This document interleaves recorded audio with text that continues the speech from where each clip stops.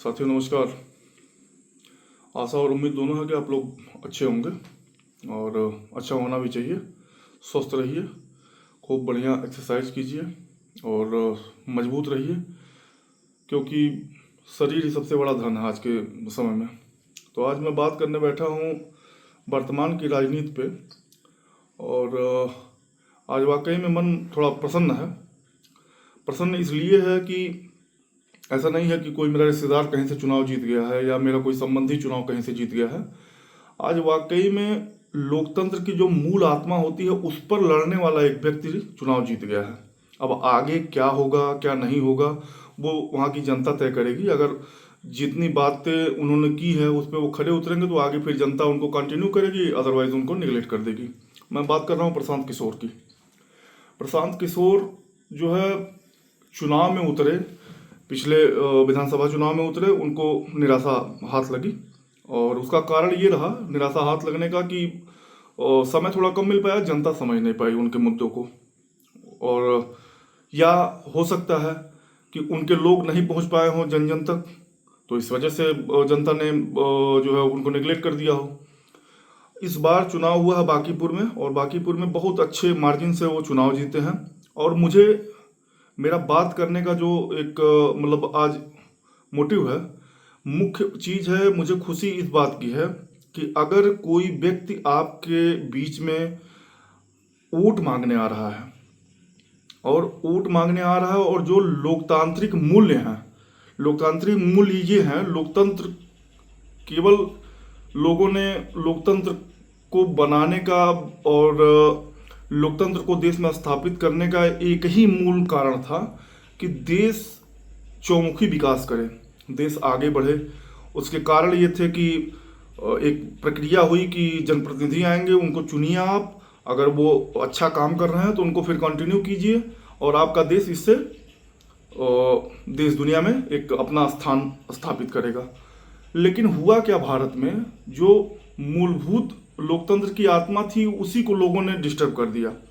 लोग वोट मांगने गए तो कोई कैंडिडेट गया बीच में वोट मांगने, तो वो अपने जाति पे वोट मांगने लगा, वो अपने धर्म पे वोट मांगने लगा, वो अपने क्षेत्र पे वोट मांगने लगा। तो इससे हुआ क्या और होता क्या है, अगर कोई व्यक्ति आपके बीच में आ रहा है और कह रहा है कि मैं फलाने जाति का हूँ, फलाने धर्म का हूँ, आपके क्षेत्र का हूँ, इस वजह से मुझे वोट दीजिए, तो आप यकीन मान लीजिए उस व्यक्ति के अंदर वाकई में कोई बहुत बड़ी मेजर डिफेक्ट है। क्योंकि कोई भी जो लोकतंत्र की मूल भावना में विश्वास करने वाला व्यक्ति होगा वो कभी भी नहीं कहेगा कि मुझे इस नाते वोट दीजिए। अगर वो कहेगा तो कहेगा कि मैं अच्छा रोजगार दूंगा, कल कारखाने लगाऊंगा आपके क्षेत्र में, अच्छे सड़कें दूंगा, अच्छी बिजली की व्यवस्था करवाऊंगा, अच्छे पेयजल की व्यवस्था करवाऊंगा, अच्छे स्वास्थ्य केंद्र की व्यवस्था करवाऊंगा। अगर इस तरह की कोई बात कर रहा है तो वो आदमी, वो व्यक्ति लोकतंत्र की आत्मा में विश्वास करने वाला व्यक्ति है। अदरवाइज अगर वो कह रहा है कि मैं फलाने धर्म को, फलाने मजहब को बहुत आगे ले जाऊंगा, इसको स्थापित कर दूंगा, इस जाति को आगे बढ़ा दूंगा, तो कहीं ना कहीं उसके अंदर कोई डिफेक्ट है और वो कुछ नहीं करने वाला है। मैं इसलिए इस चीज़ को कह रहा हूँ कि देखिए, अगर एक समाज को लिया जाए कि जो बहुत दबा कुचला, जिसकी कोई बात नहीं सुनी गई आज तक, वो हमारे देश में किन्नर समाज है। किन्नर समाज का कोई प्रतिनिधित्व आज तक हमारे देश में, अन्य देशों में आप पश्चिमी देशों में चले जाए तो वहाँ प्रतिनिधित्व उनका अच्छा खासा है और एक अपनी संख्या कम रहने के बाद भी उनकी बातें सुनी जाती हैं। लेकिन हमारे देश में उनका आवाज़ उठाने वाला कोई अगर नेता हुआ हो तो आप हमको ज़रा एक बार इन्फॉर्म कर दीजिएगा कमेंट के माध्यम से। हो सकता है मैं ही गलत हूँ, लेकिन मुझे जहाँ तक मेरी जो राजनीतिक विश्लेषण है या जो मेरी राजनीतिक जानकारी है उस हिसाब से कोई नेता नहीं मिला है आज तक। उसमें कारण क्या है कि जो किन्नर समाज है वो इस स्थिति में नहीं है कि वो कोई अपनी राजनीतिक पहचान स्थापित कर पाए या किसी पार्टी को चुनाव जितवा दे या किसी पार्टी को चुनाव हरवा दे।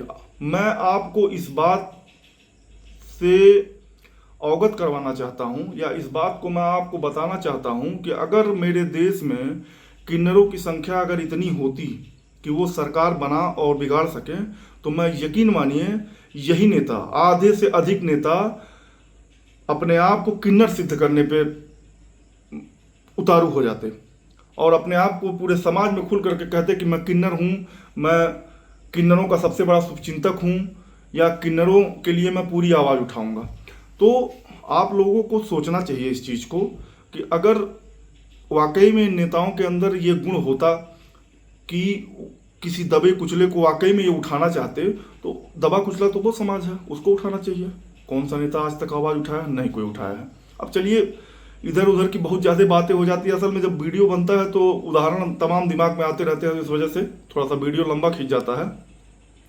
लेकिन मैं बात करने के बैठा था प्रशांत किशोर। प्रशांत किशोर चुनाव में उतरे और चुनाव बहुत अच्छे ढंग से लड़े, और कभी भी उस व्यक्ति ने कहीं नहीं कहा कि मैं फला धर्म का हूँ इस वजह से मुझे वोट दो, मैं फला जाति का हूँ इस वजह से मुझे वोट दो, या मैं किसी भी आइडेंटिटी को लेकर के, और जो एक तमाम पार्टियां लेकर के जो है परंपरागत तरीके से जो वोट मांगती हैं, उन चीज़ों से हट करके और बिहार में उन्होंने वोट मांगा। और पहली बार जनता नहीं समझ पाई या क्या कारण रहा, वो वहाँ पे ज़मीन पे उतरने के बाद पता चलेगा। लेकिन इस बार जनता ने उनको चुनाव जिताया। मुझे व्यक्तिगत रूप से बहुत खुशी हुई है, और खुशी इस बात की नहीं है कि मुझे प्रशांत किशोर ने कोई पैसा दे दिया है या मैं प्रशांत किशोर की पार्टी का प्रवक्ता हूँ। मुझे खुशी इस बात की हुई है कि एक कदम हम लोग राजनीति में एक पायदान ऊपर चढ़ गए। अगर कोई भी देश और कोई किसी भी देश के व्यक्ति किसी पूर्वाग्रह से ग्रसित होकर के अगर वोट नहीं करते हैं, खुले विचार से वोट करते हैं, तो ये समझिए कि ये लोकतंत्र की जीत होती है और एक लोकतांत्रिक विजय है ये। इस वजह से मैं खुश हूँ। उन्होंने बिहार के पलायन पे आवाज़ उठाई, उन्होंने बिहारियों के शिक्षा रोजगार पे आवाज़ उठाई, और उन्होंने बिहारियों को बिहार में ही रोजगार देने पे आवाज़ उठाई। इस बात के लिए मुझे बहुत खुशी है। और चलिए ठीक है, चुनाव जीत गए हैं, अब आगे उनका चाल चरित्र न बदले। जिन वादों को लेकर के वो चुनाव जीते हैं, उन वादों पे वो तटस्थ रहें और उन बिहारियों के लिए काम करें।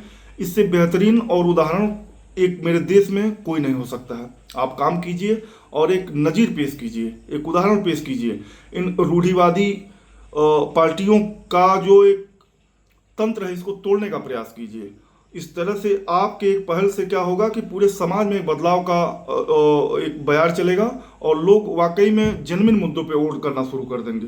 इससे होगा क्या कि हमारे देश का वाकई में, हमारा देश जहाँ होना चाहिए, हमारे देश के लोगों की जो बौद्धिक क्षमता है, जो तार्किक क्षमता है, जो सामाजिक क्षमता है, वो अपने जगह पे नहीं पहुंच पा रही है।